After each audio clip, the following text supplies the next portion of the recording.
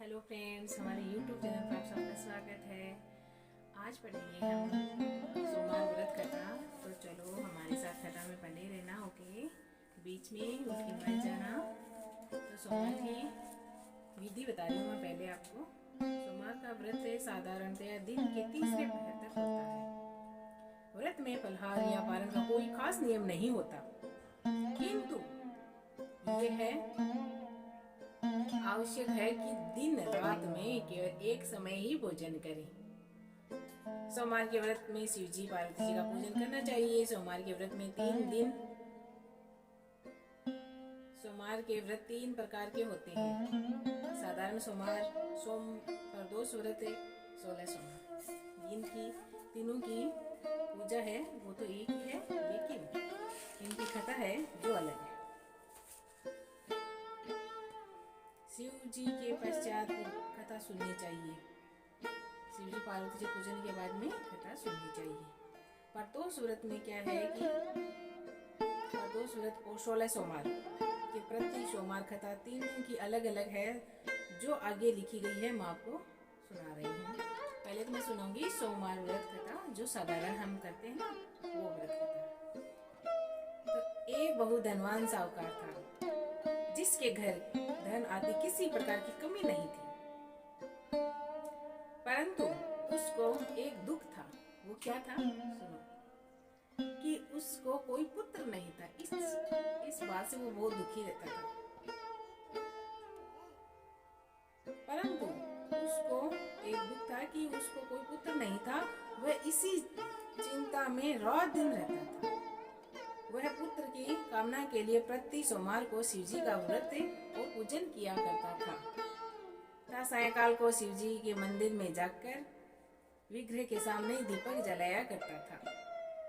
उसके इस भक्ति भाव को देखकर एक समय श्री पार्वती जी ने शिव जी महाराज से कहा, महाराज, ये साहूकार आपका अन्य भक्त है और सदैव आपका व्रत और पूजन बड़ी श्रद्धा से करता है। इसकी मनोकामना पूर्ण करनी चाहिए। शिव जी ने कहा, क्या कहा वो सुने। हे पार्वती, ये संसार क्रम चक्र है। जैसे किसान खेत में जैसा बीज बोता है वैसा ही काटता है, उसी तरह इस संसार में प्राणी जैसा कर्म करते हैं वैसा ही फल भोगते हैं। पार्वती जी ने अत्यंत आग्रह से कहा, महाराज, जब यह आपका अन्य भक्त है और इसको अगर किसी प्रकार का दुख है तो उसको अवश्य दूर करना चाहिए, क्योंकि आप सदैव अपने भक्तों पर दयालु होते हैं और उनके दुखों को दूर करते हैं। यदि आप ऐसा नहीं करेंगे तो मनुष्य आपकी सेवा व्रत क्यों करेंगे? माँ पार्वती जी शिव जी से बोलती है। शिव जी का ऐसा आग्रह देख शिव जी महाराज कहने लगे, हे पार्वती, इसके कोई पुत्र नहीं है, इसी चिंता में ये अति दुखी रहता है। इसके भाग्य में पुत्र न होने पर भी मैं इसको पुत्र की प्राप्ति का वर देता हूँ, किंतु यह पुत्र केवल 12 वर्ष तक ही जीवित रहेगा। इसके पश्चात यह मृत्यु को प्राप्त हो जाएगा। इससे अधिक मैं और कुछ इसके लिए नहीं कर सकता। न कुछ वह साहूकार सब सुन रहा था। इससे उसको न कुछ प्रसन्नता हुई और न ही कुछ दुख हुआ। वह पहले जैसे ही शिवजी महाराज का व्रत और पूजन करता रहा। कुछ काल व्यतीत हो जाने पर साहूकार की स्त्री गर्भवती हुई और 10वें महीने में उसके गर्भ से अति सुंदर पुत्र की प्राप्ति हुई। साहूकार के घर में बहुत खुशी मनाई गई, परंतु साहूकार ने उसकी केवल 12 वर्ष की आयु जानकर अधिक प्रसन्नता प्रकट नहीं की और न ही किसी को भेद की बात बताई। जब वह बालक 11 वर्ष का हो गया तो उसे बालक की माता ने उसके पिता से विवाह आदि के लिए कहा, तो वह साहूकार कहने लगा, अभी मैं इसको का विवाह नहीं करूंगा, अपने पुत्र को काशी जी पढ़ने के लिए भेजूंगा। फिर साहूकार ने अपने साले अर्थात बालक के मामा को बुला उसको बहुत सा धन देकर कहा, तुम इस बालक को काशी जी पढ़ने के लिए ले जाओ और रास्ते में जिस स्थान पर भी जाओ ये करते रहो और ब्राह्मणों को भोजन कराते रहो। वह दोनों मामा भांजा यज्ञ करते और ब्राह्मणों को भोजन कराते जा रहे थे। रास्ते में उनके एक शहर आया बीच में। तो उस शहर में जाकर राजा की कन्या का विवाह था वहाँ पे, और दूसरे राजा का लड़का जो विवाह कराने के लिए बारात लेकर आया था वह एक आंख से काना था। उसके पिता को इस बात की बड़ी चिंता थी कि वह कन्या अगर वर को देखकर विवाह से मुंह मोड़ लेगी तो क्या करेंगे। इस बात की उसके पिता को चिंता थी, वर के पिता। माता पिता विवाह में किसी प्रकार की अड़चन पैदा न कर दे। लड़की के माता पिता कहीं इस बात को जानकर कोई अड़चन पैदा न कर दे। इस कारण जब उसने अति सुंदर सेठ के लड़की को देखा तो उसने मन में विचार किया कि क्यों ना दरवाजे के समय इस लड़के से वर का काम चलाया जाए। ऐसा ही विचार कर वर के पिता ने उस लड़के और मामा से बात की। वे राजी हो गए। फिर उस लड़के को वर के कपड़े पहनाए गए, घोड़े पर चढ़ा दरवाजे पर ला गए और सब कार्य प्रसन्नता से पूर्ण हो गए।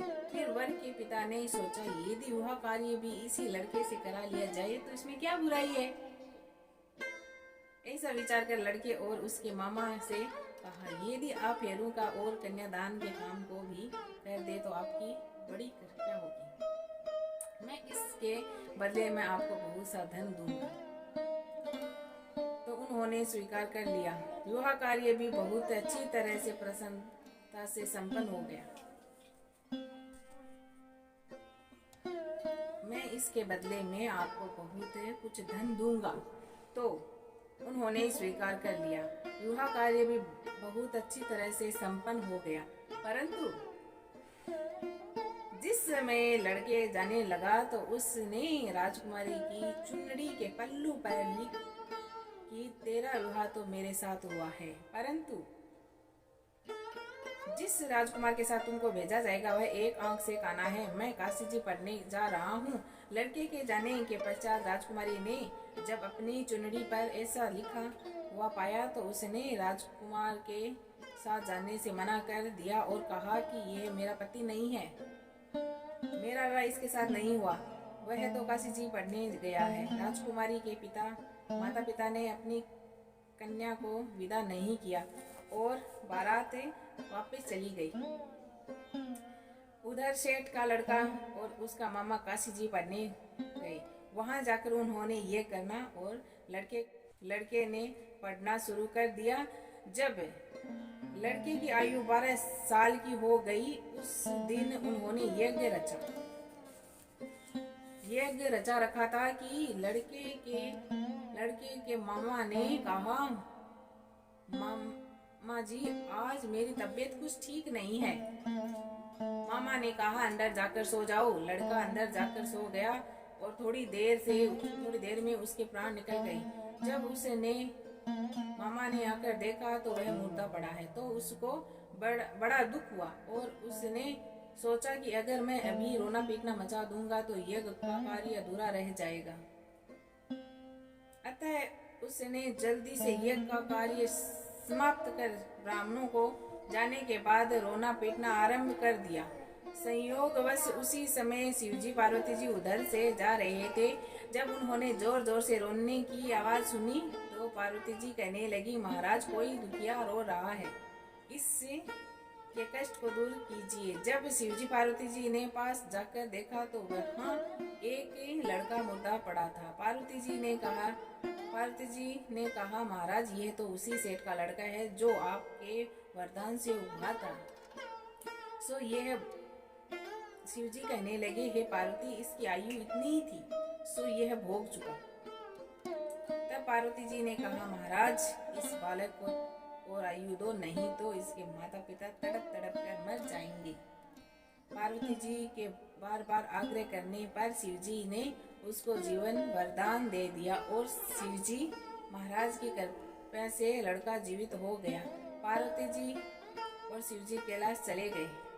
वह लड़का और मामा उसी प्रकार ये करते तथा ब्राह्मणों को भोजन कराते अपने घर की ओर चल पड़े। रास्ते में उसी शहर में आए जहां उसका विवाह हुआ था। वहां पर आकर उन्होंने यह आरंभ कर दिया तो उसके लड़के के ससुर ने उसको पहचान लिया और अपने महल में ले जाकर उसी की बड़ी खातिरदारी की। साथ ही बहु दास दासियों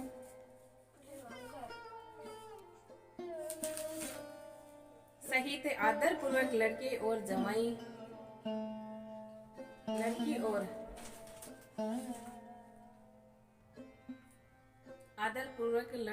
जवाई को विदा किया।